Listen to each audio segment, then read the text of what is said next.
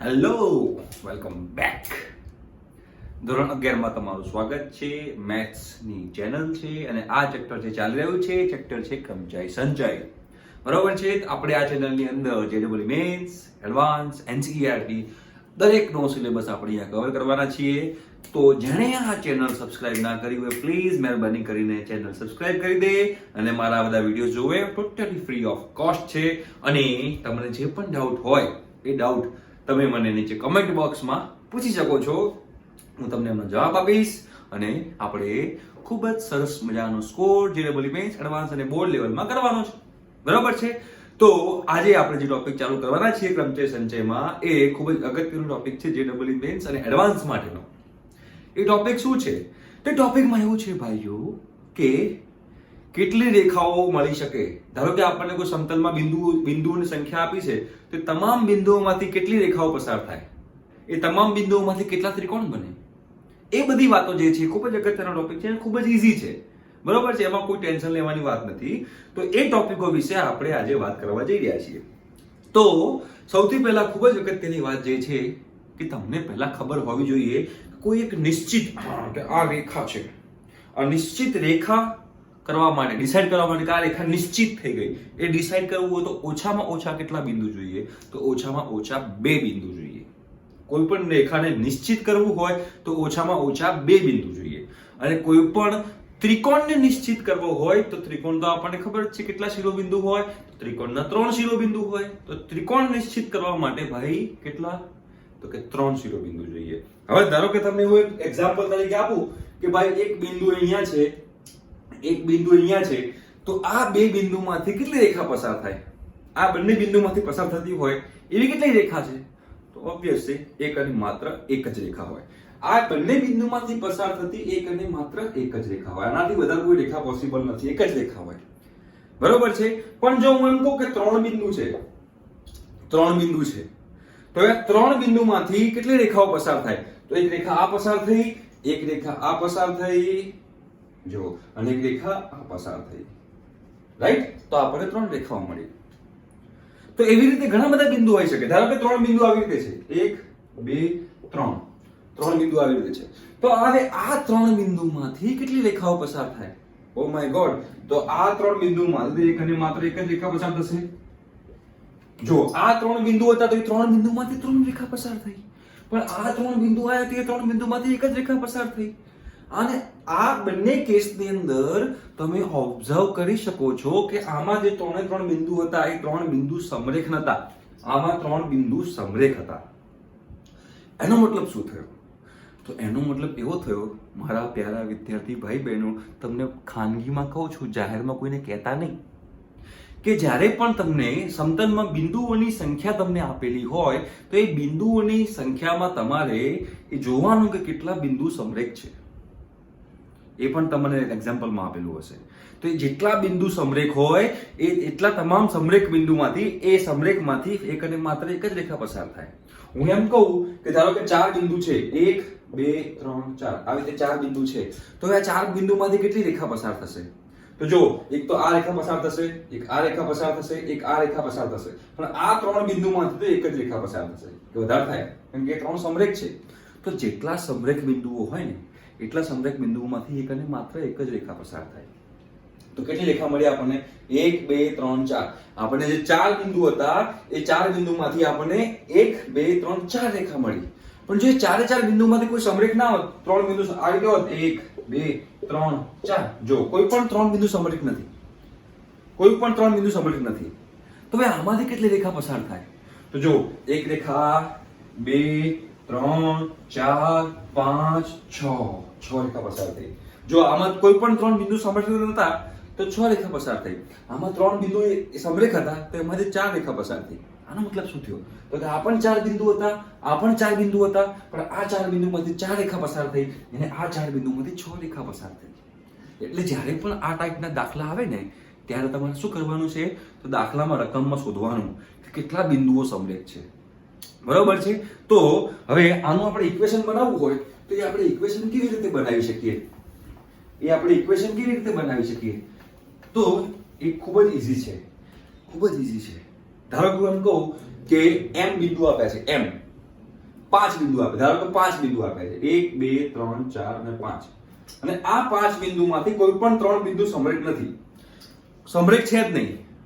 પહેલા આપણે એવો કેસ લઈ લઈએ. તો આ 5 બિંદુમાંથી કોઈ પણ 3 બિંદુ સમરેખ નથી. આનો મતલબ શું થયો? તારો મતલબ શું થયો? તો કે આ 5 બિંદુમાંથી કેટલી રેખા પસાર થશે મારે શોધવું છે. તો હવે આપણે એ વસ્તુ ખબર પડી ગઈ કે કોઈ પણ રેખા નિશ્ચિત કરવી હોય તો ઓછામાં ઓછા 2 બિંદુ જોઈએ. તેનો મતલબ થયો મારી પાસે કેટલા બિંદુ છે? 5 બિંદુ છે. એ 5 માંથી કોઈ પણ 2 બિંદુ પસંદ કરો. એ 5 માંથી કોઈ પણ 2 બિંદુ પસંદ કરો, અને એ 5 માંથી કોઈ પણ 2 બિંદુ પસંદ જેટલી રીતે થઈ શકાતા હોય એટલી રેખાઓ મળે.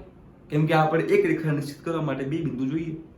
તો આ 5 બિંદુમાંથી 2 બિંદુ કયા કયા પસંદ કરી શકું? તો કે ભાઈ આ 2 બિંદુ પસંદ કરી શકું, આ 2 કરી શકું, આ 2 કરી શકું, આ 2 કરી શકું. આ તો સંચય થઈ ગયું. સંચય થઈ ના થઈ ગયું. તો 5c2 તમે શોધી કાઢો તો 5c2 એટલે કે 5 ફેક્ટોરિયલ છેદમાં 2 ફેક્ટોરિયલ ગુણ્યા 3 ફેક્ટોરિયલ એટલે કે 5 ગુણ્યા 4 છેદમાં 2 એટલે કે 10, એટલે કે 10 રેખાઓ મળે. જો આમાં તમે કરશો તો 1 2 3 4 5 6 7 8 હજુ એક રહી ગઈ હશે. જો હજુ એક રહી ગઈ, તમે શોધજો તો 10 રેખા મળશે. આ જવાબ આવી ગયો, 10 રેખા મળશે. પણ આ ક્યારે? આ 5c2 કર્યું ક્યારે? જ્યારે એક્ઝામ્પલમાં એવું લખેલું હોય કે કોઈ પણ 3 બિંદુ સમરેખ નથી, ત્યારે આપણે ડાયરેક્ટ યુઝ કરી શકીએ. જો કોઈ પણ 3 બિંદુ સમરેખ નથી, એમાં આપણે કરીએ તો ધારો કે આપણે સિમ્પલિસિટી માટે 4 બિંદુ લઈ લઈએ. એમાં કોઈ પણ 3 બિંદુ સમરેખ નથી, 1 2 3 4, કોઈ પણ 3 બિંદુ એક જ લાઈનમાં નથી આવતા. ચલો આમાંથી કેટલી રેખા બને? તો શું કરવાનું? 4 માંથી કોઈ પણ 2 બિંદુ, તો 4 માંથી કોઈ પણ 2 બિંદુ લો તો 4c2, તો કે 4c2 એટલે 4 ફેક્ટોરિયલ છેદમાં 2 ફેક્ટોરિયલ ગુણ્યા 2 ફેક્ટોરિયલ એટલે કે 4 ગુણ્યા 3 ભાગ્યા 2 એટલે કે 6. 6 રેખાઓ મળે. જોઈ લો, 1 2 3 4 5 અને 6. જોયું? 6 રેખા મળી, 6 રેખા મળી, રાઈટ? તો આ આપણે ઇક્વેશન ક્યારે યુઝ કરશું? તો આ આપણે ઇક્વેશન જ્યારે કોઈ પણ 3 બિંદુ સમરેખ ના હોય ત્યારની વાત છે. બરોબર છે? ઓકે. તો હવે 3 બિંદુ સમરેખ આપ્યા હોય તો શું કરવાનું? એ પણ પાછો અગત્યનો પ્રશ્ન આવી ગયો. આઈ થિંક કે તમને સમજાતું હશે કે હું આગળ તમને એકચ્યુઅલીમાં શું સમજાવવા માંગી રહ્યો છું. બરોબર છે? તો હવે આ તો વાત કરી આપણે એની કે જ્યારે કોઈ પણ 3 બિંદુ સમરેખ ના હોય. હવે કોઈ પણ 3, હવે એવા દાખલા આપણે લઈએ કે જેમાં સમરેખ બિંદુ આવેલા હોય તો શું કરવું જોઈએ? ફોર એક્ઝામ્પલ આવી રીતે છે કે 4 બિંદુ છે, એમાંથી 3 બિંદુ સમરેખ છે, 1 2 3 4. હવે આ 4 બિંદુ છે, હવે આ 4 બિંદુમાંથી 3 બિંદુ સમરેખ છે. તો હવે આ 4 બિંદુમાંથી કેટલી રેખાઓ પસાર થશે મારે એ જાણવું છે. તો હવે આમાં 4 બિંદુ છે. ઓકે, 4 બિંદુ છે અને એમાં 3 સમરેખ છે, 3 સમરેખ છે. બરાબર? કુલ બિંદુ 4 છે અને 3 સમરેખ છે. તો હવે તમે આની અંદર જોશો તો આની અંદર હવે આપણે પહેલા તો જે હતું 4 માંથી 2 બિંદુની પસંદગી કેવી રીતે થઈ શકે? તો 4c2 એ તો લઈ જ લેવાનું. પણ હવે એમાં 3 બિંદુ એવા છે કે 3 બિંદુઓ સમરેખ છે. તો મતલબ કે એમાંથી મારે 3c2 બાદ કરવા પડે. કેમ કે એ 3 બિંદુમાંથી એક જ રેખા પસાર થવાની છે. તો આ 3 બિંદુમાંથી તમે આ 2 બિંદુ લો, આ 2 બિંદુ લો કે આ 2 બિંદુ લો, રેખા તો એક ની જ મળવાની છે. તે મારે બાદ કરવું પડે, એ કેલ્ક્યુલેશન બાદ કરવી પડે. અને તમે આ બાદ કરો છો એનો મતલબ કે તમે આ 2 માંથી પસાર થતી રેખા બાદ કરી, આ 2 માંથી પસાર થતી રેખા બાદ કરી અને આ 2 માંથી પસાર થતી રેખા બાદ કરી. પણ આ 3 માંથી એક રેખા તો પસાર થાય જ છે ને, એટલે મારે +1 કરવું પડશે અને આ આપણો ફાઇનલ જવાબ આવશે. જો 4c2 શું હતો? તો કે 6. શું હતું? 6. 3c2 - 3 વત્તા 1, 6 - 3 3 વત્તા 1 4. 4 રેખા પસાર થાય. જો 1 2 3 અને 4. 1 2 3 અને 4. કેટલું સિમ્પલ હતું, ખૂબ જ સિમ્પલ હતું. આમાં તો કોઈ ટેન્શન લેવાની વાત જ ના હોય. હે, આવડી જાય. એનો મતલબ કે જ્યારે આપણે કેટલી રેખા પસાર થાય એવો દાખલો પૂછાય ત્યારે આપણે શું કરવાનું? તો ત્યારે આપણે 2 કેસ આવશે. તમારે જોવાનું કે ભાઈ કયો કેસ છે. તો એમાં પહેલો કેસ એવો છે કે કોઈ પણ 3 બિંદુ સમરેખ ના હોય. કોઈ પણ 3 બિંદુ સમરેખ ન હોય. કોઈ પણ ત્રણ બિંદુ સમરેખ ન હોય તો ધારો કે કુલ બિંદુ n છે, તો જવાબ તમારો શું આવશે? NC2. n બિંદુમાંથી કોઈ પણ બે બિંદુની પસંદગી કરો તો તમને જવાબ આવી જશે. બરાબર, આ કેસ 1 થઈ ગયો. ઓકે, હવે કેસ 2 લઈએ. તો કે કુલ n બિંદુ છે, તેમાંથી m બિંદુ સમરેખ છે. ઓહ, વરસાદ પડે છે બાર, જોરદાર. તો હવે એમાં શું કરશું? તો NC2, કુલ બિંદુ n છે તો NC2 માઈનસ m સમરેખ છે તે બાદ કરી દો અને પછી એક ઉમેરી દો. તો આ કુલ રેખાઓની સંખ્યા થઈ ગઈ અને અહીંયા આ કુલ રેખાઓની સંખ્યા થઈ ગઈ. આ કેસ ક્યારે? જ્યારે તમને દાખલામાં એવું કીધું હોય કે કોઈ પણ ત્રણ બિંદુ સમરેખ નથી, તો આપણે આ જવાબ આવે. અને એવું કીધું હોય કુલ આટલા બિંદુ છે એમાંથી આટલા બિંદુ સમરેખ છે, કુલ n બિંદુ છે એમાંથી m બિંદુ સમરેખ છે, તો NC2 MC2 +1. આના સિવાય કોઈ કેસ શક્ય નથી. બરોબર છે? તો હવે આપણે એનો એક્ઝામ્પલ લઈએ તો તમને વધારે ક્લિયર થશે અને તમને મજા આવી જશે. બરોબર છે? ચાલો, તો હવે આનો આપણે એક્ઝામ્પલ લઈએ તો આપણે જોઈએ કે ધારો કે સમતલમાં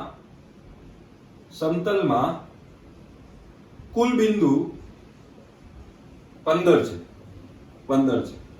તેમાંથી 5 સમરેખ છે, તો કુલ કેટલી રેખા પસાર થાય? તો કુલ કેટલી રેખા પસાર થાય? આ તમારો ક્વેશ્ચન છે.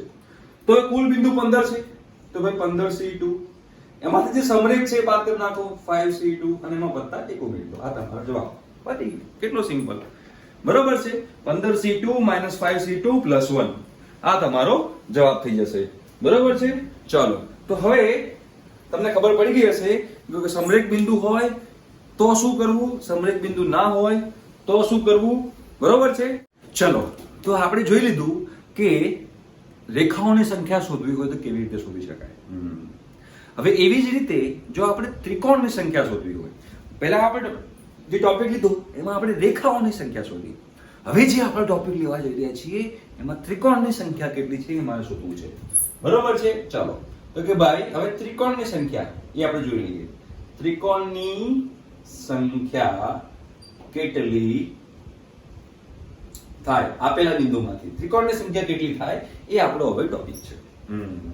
તો હવે જોઈએ. ચલો, ધારો કે 3 બિંદુ આપેલા છે. હવે આપણને ખબર હોવી જોઈએ કે કોઈ પણ એક નિશ્ચિત ત્રિકોણ કરવા માટે કેટલા શિરોબિંદુ છે? 3 શિરોબિંદુ. એ તો હવે ખબર હોવી જોઈએ. 8મા 9મા 10મા તમે બની ગયા છો કે ત્રિકોણને 3 શિરોબિંદુ હોય. બરોબર? તો સમતલમાં 3 બિંદુ આપેલા હોય તો એ સમતલમાં 3 બિંદુ આપેલા છે, 3 એ 3 સમરેખ નથી, તેમાંથી કેટલા ત્રિકોણ બને? તો એક જ ત્રિકોણ બને. એક જ ત્રિકોણ બને. જો 3 એ 3 બિંદુ સમરેખ હોત તો કેટલા ત્રિકોણ બને? તો એક પણ ત્રિકોણ ના બને, કેમ કે 3 એ 3 સમરેખ છે, તો એક પણ ત્રિકોણ ના બને. બરોબર છે? એટલે જ્યારે પણ આવો દાખલો તમારે ફ્યુચરમાં ક્યાંય પૂછાય કે ભાઈ સમતલમાં આટલા બિંદુઓ આપેલા છે અને આ બિંદુઓમાંથી કેટલા ત્રિકોણ બનશે, એ તમારો ક્વેશ્ચન છે. તો તમારે શું કરવાનું? તો તમારે સિમ્પલ જેટલા ત્રિકોણ આપ્યા છે, જેટલા બિંદુ આપ્યા છે, સોરી ત્રિકોણ નહીં, જેટલા બિંદુ, ધારો કે કુલ બિંદુની સંખ્યા છે m, સંખ્યા છે n લઈ લઈએ.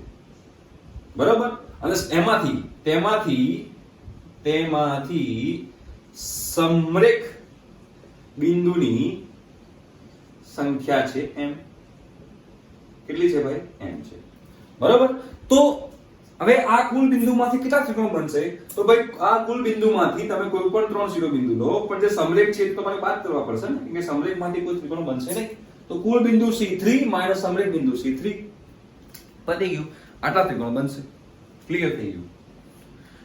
બરોબર છે? આ તમારો જવાબ. પહેલામાં આપણે +1 કરતા હતા, રેખામાં આપણે +1 કરતા હતા. કેમ? કે સમરેખ બિંદુમાંથી એક રેખા તો પસાર થાય છે, પણ એ સમરેખ બિંદુમાંથી કોઈ ત્રિકોણ બને નહીં. અને સમરેખ બિંદુમાંથી ત્રિકોણ બને નહીં તો મારે +1 કરવાની આમાં જરૂર છે નહીં. રેખામાં તમારે +1 કરવું પડશે, પણ ત્રિકોણમાં તમારે +1 કરવું પડશે નહીં. ક્લિયર થવું જ જોઈએ. ચલો, તો એની પર આપણે જો દાખલો લઈએ તો તમને ક્લિયર થાય કે ભાઈ એક સમતલમાં કુલ બિંદુ 10, એક સમતલમાં કુલ બિંદુ 10 છે, જેમાંથી 5 સમરેખ છે. કેટલા છે? 5 સમરેખ છે.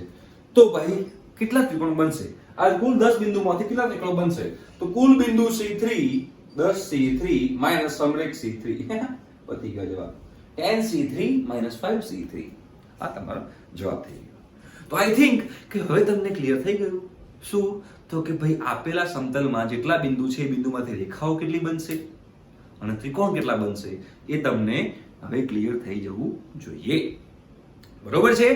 રેખાઓ હોય તો કુલ બિંદુ C3 માઈનસ સમરેખ બિંદુ C3 પ્લસ 1 2 કુલ બિંદુ C2 માઈનસ સમરેખ બિંદુ C2 પ્લસ 1. જો ત્રિકોણની વાત કરતા હોય તો કુલ બિંદુ C3 માઈનસ સમરેખ બિંદુ C3. પતી ગયું. ક્લિયર? ઓકે.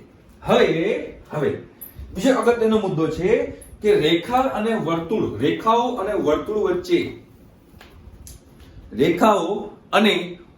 વચ્ચે ના છેદ બિંદુઓની સંખ્યા.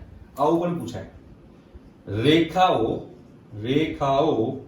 અને વર્તુળ વચ્ચેના છેદ બિંદુની સંખ્યા. આ બીજો અગત્યનો ટોપિક.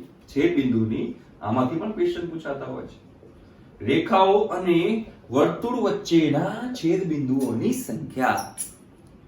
તો ચાલો તમને એમ કહું કે બે રેખા છે. આ બે રેખા છે અને એક વર્તુળ છે. તો કુલ કેટલા આ બે રેખા અને આ વર્તુળની મદદથી હું કેટલા છેદ બિંદુ બનાવી શકું? ધારો કે એક રેખા છે મેં આમ મૂકી દીધી તો આ બે છેદ બિંદુ મળે. આ રેખા છે મેં આમ મૂકી દીધી તો આ બે છેદ બિંદુ મળે. હવે આ બે રેખા છે એકબીજાને છેદતી હોય તો આ પણ છેદ બિંદુ મળે. તો 1 2 3 4 5 5 છેદ બિંદુ મળ્યા. બરોબર છે? ક્લિયર થાય છે? તો આવી રીતે મારે આ તો બે રેખા અને એક વર્તુળ આપ્યું છે. તો જરૂરી થોડી છે કે દર વખતે બે રેખા અને એક વર્તુળ જ હોય. ઘણી બધી રેખાઓ અને ઘણા બધા વર્તુળ હોઈ શકે. તો શું કરવાનું? તો તમે સિમ્પલ જ છે. આમાં તમારે લોજિક દોડાવવાનું છે કે ભાઈ ધારો કે કુલ રેખાઓ m છે. બરોબર? રેખાની સંખ્યા m છે. રેખાની સંખ્યા આપણે લઈ લઈએ m અને વર્તુળની સંખ્યા લઈ લઈએ આપણે. વર્તુળની જે સંખ્યા જે છે એ વર્તુળની સંખ્યાને લઈ લઈએ આપણે n. રેખાની સંખ્યાને આપણે m લઈ લીધું, વર્તુળની સંખ્યાને n લઈ લીધું. તો હવે છેદ બિંદુઓ કોના કોના હોઈ શકે? તો બે રેખા વચ્ચેના છેદ બિંદુ હોઈ શકે. બિલકુલ સાચી વાત છે. રેખા અને વર્તુળ વચ્ચેના છેદ બિંદુ હોઈ શકે. સાચી વાત છે. અને બે વર્તુળ વચ્ચેના પણ છેદ બિંદુ હોઈ શકે. સાચી વાત છે. બે વર્તુળ પણ એકબીજાને છેદી શકે, બે રેખા પણ એકબીજાને છેદી શકે અને રેખા વર્તુળ પણ એકબીજાને છેદી શકે. હા, તો પહેલો કેસ 1 લઈ લઈએ. કેસ 1 કે ભાઈ બે રેખા એકબીજાને છેદે. બે રેખા એકબીજાને છેદી શકે. એક બીજાને છેદે. બરાબર? બે રેખા એકબીજાને છેદે. હવે જો બે રેખા એકબીજાને છેદે તો મને એમ કહો કે બે રેખાઓ એકબીજાને કેટલા બિંદુમાં છેદે? તો કે એક જ બિંદુમાં. કોઈ દિવસ તમે એવું ક્યારે ઓબ્ઝર્વ કર્યું છે કે એક રેખા એક બિંદુમાં છેદે અને પાછી વળી દે, પાછી ફરતી છેદે? ના, બે રેખાઓ હંમેશા એક જ બિંદુમાં છેદે. તો મારી પાસે રેખાઓની સંખ્યા કેટલી છે? m. તો બંને રેખાઓ એક જ બિંદુમાં છેદે છે તો જેટલા બિંદુમાં છેદતી હોય એટલા બિંદુ ગુણ્યા બે રેખા જોઈએ છે. કે કુલ રેખાઓ કેટલી છે? કુલ રેખાઓ m છે. એમાંથી મારે બે રેખાઓ જોઈએ છે. તો mc2 આ છેદ બિંદુની સંખ્યા થઈ. બે રેખાઓના છેદવાથી જેટલા છેદ બિંદુ બનશે એ આટલા છેદ બિંદુ હશે. એટલે કે બે રેખાઓ એક જ બિંદુમાં છેદે એટલે મેં એક લખી દીધું ગુણ્યા mc2. કારણ કે મારી પાસે રેખાઓની સંખ્યા m હતી, એમાંથી કોઈ પણ બે રેખા લેવી પડે જેનું મારે છેદ બિંદુ શોધવાનું છે. પોસિબલ છે? તો 1 ગુણ્યા mc2. હવે રેખા અને વર્તુળ લઈએ. કેસ નંબર 2 અહીંયા લઈ લઈએ. બહુ સિમ્પલ છે. રેખા અને વર્તુળ. રેખા અને વર્તુળ. ચલો મને એમ કહો કે રેખા અને વર્તુળ કેટલા બિંદુમાં છેદે? તો રેખા અને વર્તુળ બે બિંદુમાં છેદે. ફોર એક્ઝામ્પલ તમને બતાવો. અહીંયા વર્તુળ ડ્રો કરું, આ રેખા ડ્રો કરું. જો બે બિંદુમાં છેદે. મતલબ કે મારે અહીંયા એક લીધું તો મારે બે લેવાનું ગુણ્યા. હવે મારે એક વર્તુળ જોઈએ અને એક રેખા જોઈએ. તો મારી પાસે રેખા કેટલી છે? m. તો m માંથી કોઈ એક રેખા લો ગુણ્યા વર્તુળ મારી પાસે n છે તો n માંથી કોઈ એક વર્તુળ લો. ક્લિયર? ડન. પહેલો કેસ થયો બે રેખા એકબીજાને છેદતા હોય. બીજો કેસ થયો રેખા અને વર્તુળ એકબીજાને છેદતા હોય. બરોબર? ત્રીજો કેસ લઈ લઈએ. કયો? વર્તુળ એકબીજાને છેદતા હોય. વર્તુળ એકબીજાને છેદતા હોય. આ બીજો કેસ થઈ ગયો. તો હવે મને એમ કહો કે વર્તુળ એકબીજાને કેટલા બિંદુમાં છેદે? તો આ 1 અને 2. જો 2 બિંદુમાં છેદે. કેટલા બિંદુમાં છેદે? 2 બિંદુમાં છેદે. તો મારે જેટલા બિંદુમાં છેદતા હોય એ બિંદુ લેવાનું ગુણ્યા મારી પાસે વર્તુળની સંખ્યા કેટલી હતી? મારી પાસે વર્તુળની સંખ્યા n હતી. તો એ n માંથી કોઈ પણ 2 વર્તુળ લેવાના. તો nc2.